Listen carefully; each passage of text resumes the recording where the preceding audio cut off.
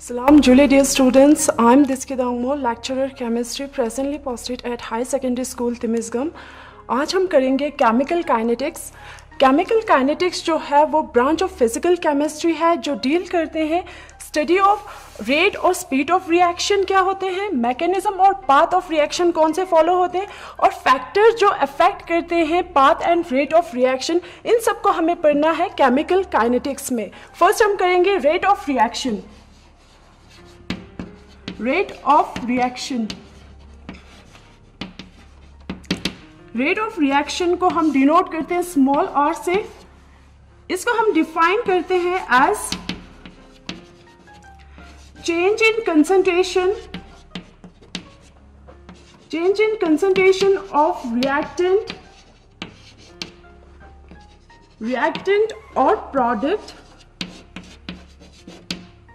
with respect to time। Time के respect में concentration of reactant और प्रोडक्ट में कितने चेंज होते हैं उसके को हम कहते हैं rate of reaction. Rate of reaction को हम ऐसे भी कह सकते हैं change in concentration of reactant और product divided by time taken.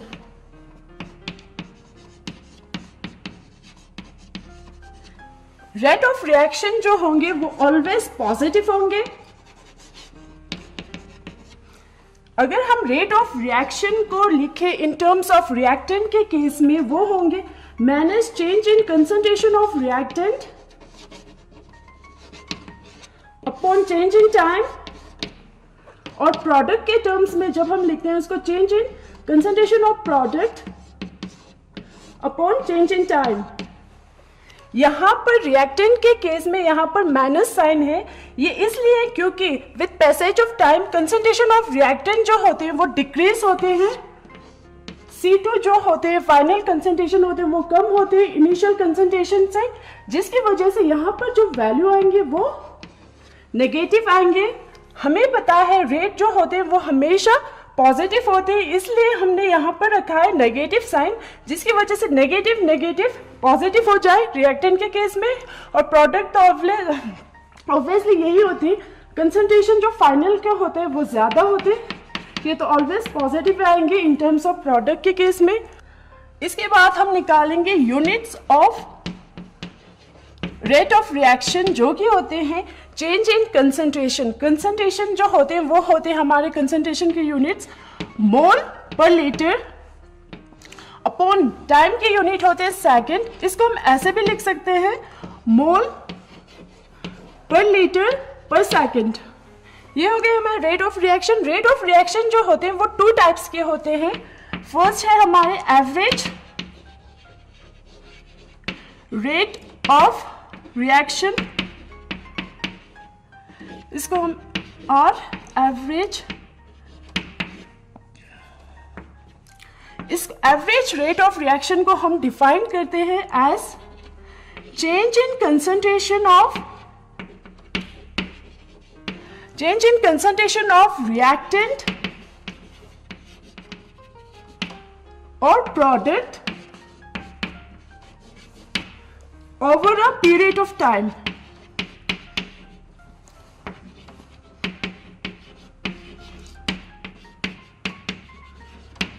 Average rate of reaction क्या होते हैं, over a period of time में कितने कंसंट्रेशन ऑफ रिएक्टेंट और प्रोडक्ट चेंज होते हैं, इसी को हम कहते हैं average rate of reaction.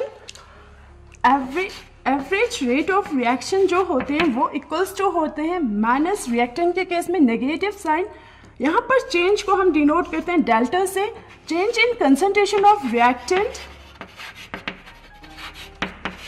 Upon change in time. In case of product, in terms of product में change in concentration of product upon change in time. For example हम एक रिएक्शन लेंगे 2x plus 3y gives 4z.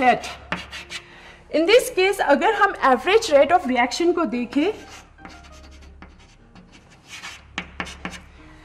ये जो स्टैइकोमेट्रिक coefficient जो है यहाँ पर 2, 3, 4, जब हम रेट को लिखते हैं ये जो स्टैइकोमेट्रिक कोएफिशिएंट जो होते हैं वो डिवाइड में आते हैं.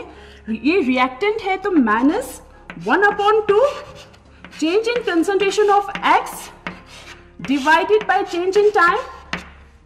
इन टर्म्स ऑफ दिस रिएक्टेंट लिखे तो वो होंगे माइनस ये जो कोएफिशिएंट है डिवाइड में आएंगे 1/3 change in concentration of y upon change in time. अगर हम प्रोडक्ट के केस में लिखते हैं तब यहाँ पर +1/4 आएंगे change in concentration of z upon change in time. ये हो गए हमारे average rate of reaction for this reaction. यहाँ पर हमने दिखाया है ग्राफ से, यहाँ पर हमने प्लॉट किया है concentration of reactant against time और नीचे हमने प्लॉट किया है concentration of product against time. Concentration of reactant क्या होते हैं, with passage of time concentration जो है वो डिक्रीज होते हैं. हमें निकालना है एवरेज रेट, जो निकालना है हमें over a period of time के लिए निकालना है. तो यहाँ पर T1 जो होंगे उस टाइम पे कंसंट्रेशन होंगे R1, T2 पर कंसंट्रेशन होंगे R2, एवरेज जो होंगे वो होंगे change in concentration of reactant upon change in time. इस चेंज को हम कैसे निकालें, R2 माइनस R1 करके, और टाइम के केस में T2 माइनस T1. ये हो गए हमारे average rate of reaction in case of reactant के केस में. इन केस ऑफ प्रोडक्ट के केस में क्या होंगे, concentration of product with passage of time क्या होते हैं, इंक्रीज होते हैं. अगर हम over a period of time के लिए देखें तो T1 पर कंसंट्रेशन ऑफ प्रोडक्ट होंगे P1, T2 पर होंगे P2. तो एवरेज जब हम एवरेज रेट ऑफ रिएक्शन जब हम निकालते हैं वो change in concentration of product upon change in time. Change in concentration of product कितने होंगे, P2 माइनस P1, और चेंज इन टाइम कितने होंगे, T2 माइनस T1. ये हो गए हमारे average rate of reaction in case of product के केस में.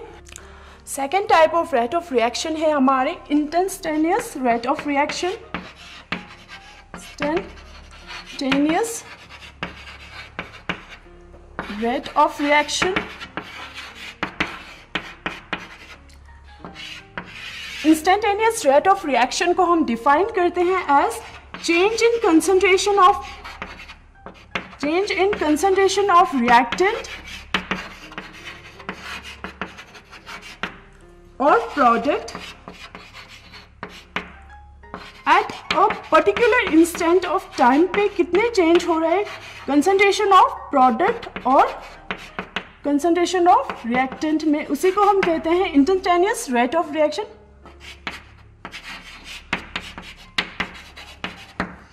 Eight a particular instant of time पे कितने change of concentration of reactant में कितने चेंज होते हैं या कंसंट्रेशन ऑफ प्रोडक्ट में कितने चेंज होते हैं, उसी को हम कहते हैं instantaneous rate of reaction.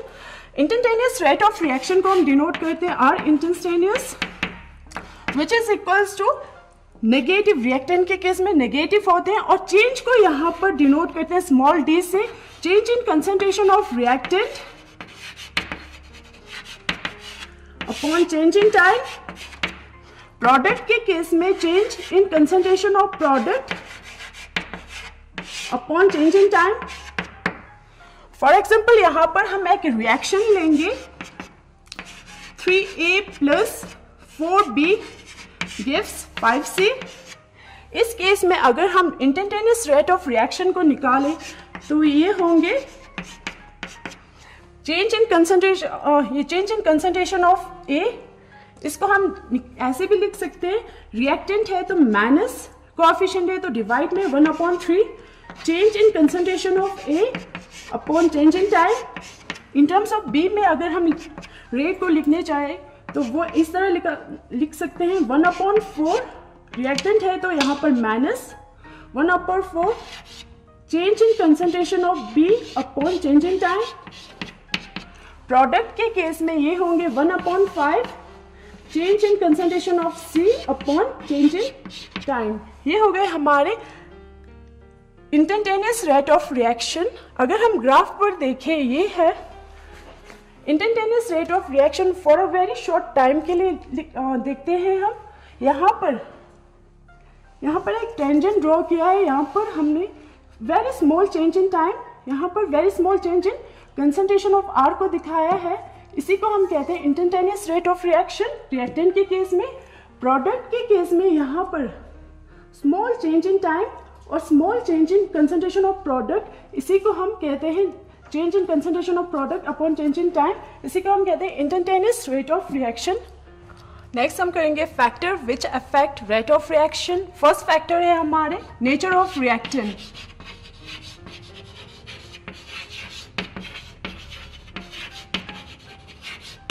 First factor है हमारे नेचर ऑफ रिएक्टेंट। रिएक्टेंट के नेचर कौन से हैं? वो reaction, those reaction in which number of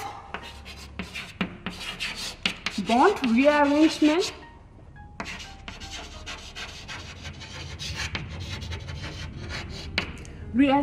that is bond rearrangement का मतलब है यहाँ पर bond breaking and bond making less होंगे तो reaction will be fast।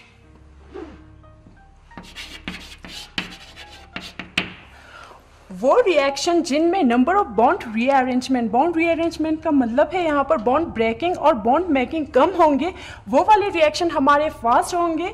अगर ये बॉन्ड ब्रेकिंग और बॉन्ड मेकिंग ज़्यादा होंगे, वो वाले रिएक्शन हमारे स्लो होंगे and vice versa. For example हम यहाँ पर एक एग्जाम्पल लेंगे फर्स्ट आयनिक रिएक्शन की। Sodium chloride when react with silver nitrate give silver chloride plus sodium nitrate. ये वाले रिएक्शन जो है वो फास्ट होंगे क्योंकि यहाँ पर जो NaCl एंड AgNO3 है ये आयनिक कंपाउंड है, ये ऑलरेडी ये जो बॉन्ड है वो ब्रेक होंगे, आयंस फॉर्म में प्रेजेंट होंगे, जिसकी वजह से ये जो रिएक्शन होंगे वो फास्ट होंगे। ये रिएक्शन जो होंगे वो फास्ट होंगे। सेकंड एग्जांपल हम देखें, सेकंड एग्जांपल जब हम देखें इस carbon monoxide when reacts with half molecules of oxygen to form carbon dioxide. यहाँ पर कार्बन और ऑक्सीजन के बीच में ट्रिपल बॉन्ड प्रेजेंट होंगे। यहाँ पर बॉन्ड ब्रेकिंग भी ज़्यादा है और बॉन्ड कार्बन और ऑक्सीजन के बीच में बॉन्ड बन भी रहा है, तो ये वाले रिएक्शन जो होंगे वो स्लो होंगे। सेकेंड फैक्टर है हमारे concentration of reactant. Second factor है हमारे कंसंट्रेशन ऑफ रिएक्टेंट।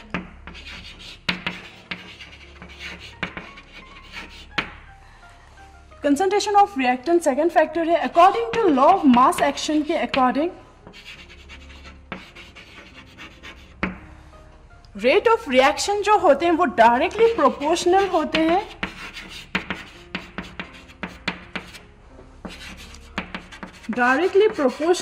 हैं concentration of reactant, molar concentration of reactant.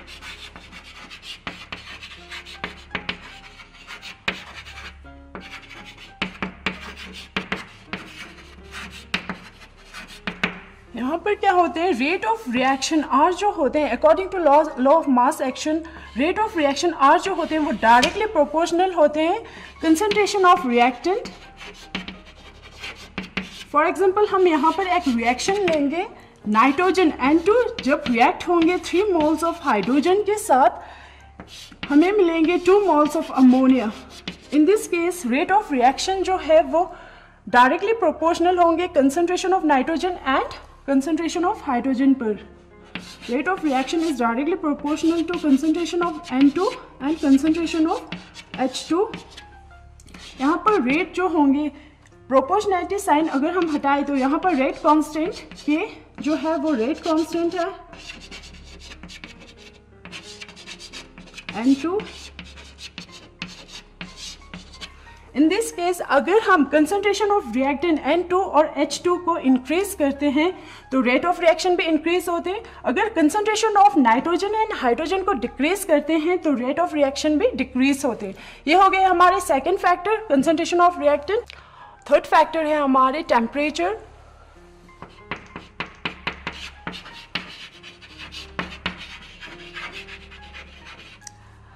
Generally the rate of reaction जो होते हैं, रेट ऑफ केमिकल रिएक्शन जो होते हैं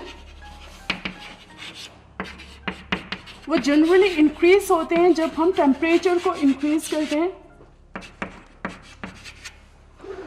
on increasing the temperature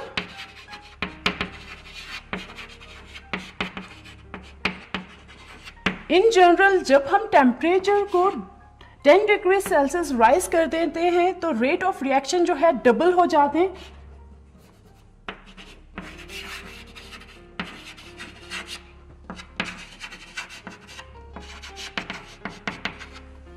becomes double for each 10 degrees Celsius rise in temperature.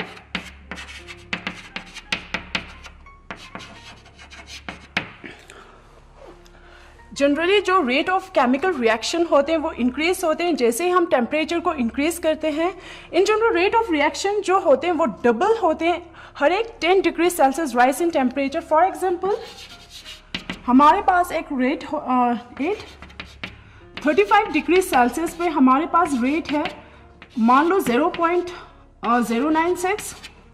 अगर हम इसी टेम्परेचर को 10 डिग्री सेल्सियस राइज कर दें, टेम्परेचर हो गए हमारे 45 डिग्री सेल्सियस, यहाँ पर जो ये रेट होंगे वो डबल हो जाएंगे, 0192 हो जाएंगे। ये हो गए हमारे temperature dependence of rate of reaction. Next factor है हमारे कैटलिस्ट और फोर्थ फैक्टर जो है हमारे कैटलिस्ट। आपने पढ़े होंगे बच्चों कैटलिस्ट क्या करते हैं। कैटलिस्ट करते हैं रेट ऑफ रिएक्शन को अल्टर कर देते हैं, चेंज कर देते हैं रेट ऑफ रिएक्शन को। जनरली जो कैटलिस्ट होते हैं वो do not undergo any changes, खुद में कुछ चेंज नहीं होते हैं, सिर्फ ये चेंज करते हैं, अल्टर कर देते हैं रेट ऑफ रिएक्शन को। ये जो कैटलिस्ट होते हैं वो 2 टाइप्स के होते हैं। पॉजिटिव कैटलिस्ट, पॉजिटिव कैटलिस्ट जो होते हैं वो करते हैं इंक्रीज कर देते हैं हमारे रेट ऑफ रिएक्शन को।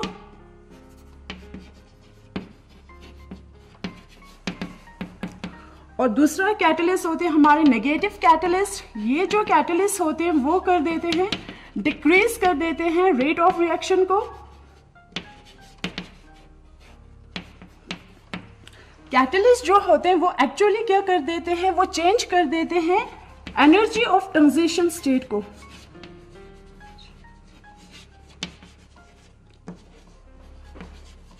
एनर्जी ऑफ ट्रांजिशन स्टेट की एनर्जी को चेंज कर देते हैं। फॉर एग्जांपल हम यहाँ पर एक ग्राफ को प्लॉट करते हैं। यहाँ पर एनर्जी को प्लॉट करते हैं हम against progress of reaction. Progress of reaction में क्या होता है, रिएक्टेंट जो होते हैं वो कन्वर्ट हो जाते हैं प्रोडक्ट में। ये जो है रिएक्टेंट के एनर्जी ऑफ रिएक्टेंट, और ये जो है हमारे एनर्जी ऑफ प्रोडक्ट। जब रिएक्टेंट प्रोडक्ट में कन्वर्ट होते हैं through a transition state convert हो जाते हैं, इसको हम कहते हैं ट्रांजिशन स्टेट। ये जो है energy of transition state. Catalyst क्या कर देते हैं, एनर्जी ऑफ ट्रांजिशन स्टेट को या इंक्रीज कर देंगे या डिक्रीज कर देंगे। अगर ये एनर्जी ऑफ ट्रांजिशन स्टेट को इंक्रीज कर देते हैं तो रेट जो होते हैं वो हमारे स्लो हो जाते हैं। इस कैटलिस्ट को हम कहेंगे नेगेटिव कैटलिस्ट। अगर कैटलिस्ट इस एनर्जी ऑफ ट्रांजिशन स्टेट को डिक्रीज कर दे तब इन दिस केस रेट जो होंगे वो इंक्रीज हो जाएंगे, रिएक्शन जो है वो फास्ट हो जाएंगे। इस कैटलिस्ट को हम कहते हैं पॉजिटिव कैटलिस्ट। ये हो गए हमारे factor which affect rate of reaction. Next हम करेंगे rate law expression.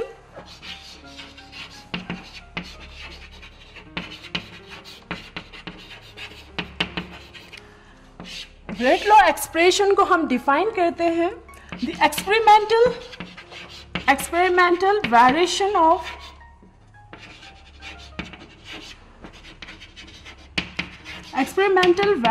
Of rate of reaction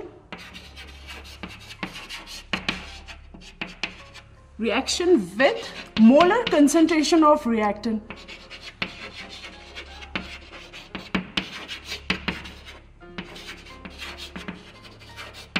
जब हम रेट ऑफ रिएक्शन को experimental variation of rate of reaction with molar concentration of reactant की मोलर कंसंट्रेशन, इसी को हम कहते हैं rate law expression. For example हमारे पास एक रिएक्शन है, A moles of A moles of A reacts with B moles of B gives C moles of C plus D moles of D. इस reaction के लिए rate is directly proportional to concentration of reactant A and B।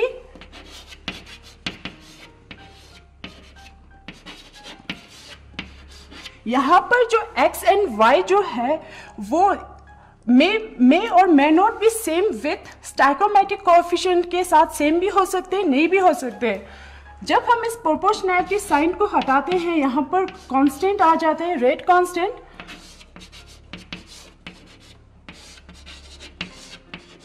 ये हो गए हमारे rate law expression जो relate करते हैं rate of reaction with molar concentration of reactant के बीच में। अगर इफ कंसंट्रेशन ऑफ रिएक्टेंट को हम यूनिट इक्वल्स टू 1 रख दे, concentration of A equals to concentration of B को हम 1 रख दे, तब हमारे रेट जो होंगे वो इक्वल्स टू होंगे K के इक्वल्स टू रेट कांस्टेंट होंगे। तब इस रेट कांस्टेंट को हम कहते हैं स्पेसिफिक रेट कांस्टेंट,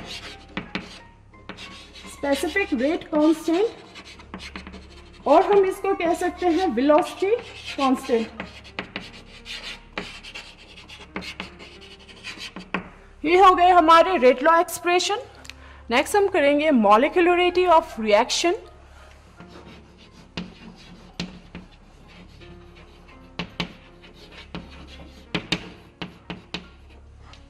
पहले हम इसको डिफाइन करेंगे। क्या होते हैं मॉलिक्यूलरिटी ऑफ रिएक्शन? होते हैं number of reacting species which collide simultaneously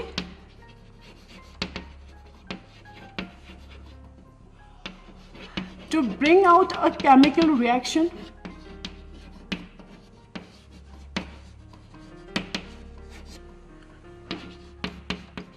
इसी को हम कहते हैं molecularity of reaction. Molecularity of reaction क्या होते हैं? एक केमिकल रिएक्शन को होने के लिए एट अ टाइम सिमिल्टेनियसली, मतलब एट अ टाइम कितने रिएक्टेंट स्पीशीज जो है वो कोलाइड करते हैं, उसी को हम कहते हैं molecularity of a reaction. For example पहले हम करेंगे decomposition of ammonium nitrate. Ammonium nitrate decompose होके फॉर्म्ड होते हैं N2 nitrogen plus 2 molecules of water. In this case number of reactant species हमारे 1 है, यहाँ पर सिर्फ 1 mole of ammonium nitrate present है, तो यहाँ पर मॉलिक्यूलरिटी जो होंगे वो होंगे 1। नेक्स्ट एग्जांपल लेंगे हम 2 molecules ऑफ हाइड्रोजन आयोडाइड। जब रिएक्ट होंगे ये यहाँ पर फॉर्म होंगे hydrogen plus iodine. In this case number of reacting species जो है या रिएक्टिंग मॉलिक्यूल्स जो है इन दिस केस 2 है, तो मॉलिक्यूलरिटी ऑफ रिएक्शन यहाँ पर कितने होंगे? है 2। ये हो गए हमारे मॉलिक्यूलरिटी ऑफ रिएक्शन। बाकी नेक्स्ट क्लास में हम करेंगे ऑर्डर ऑफ रिएक्शन। आज हम यहीं तक करेंगे। जुले।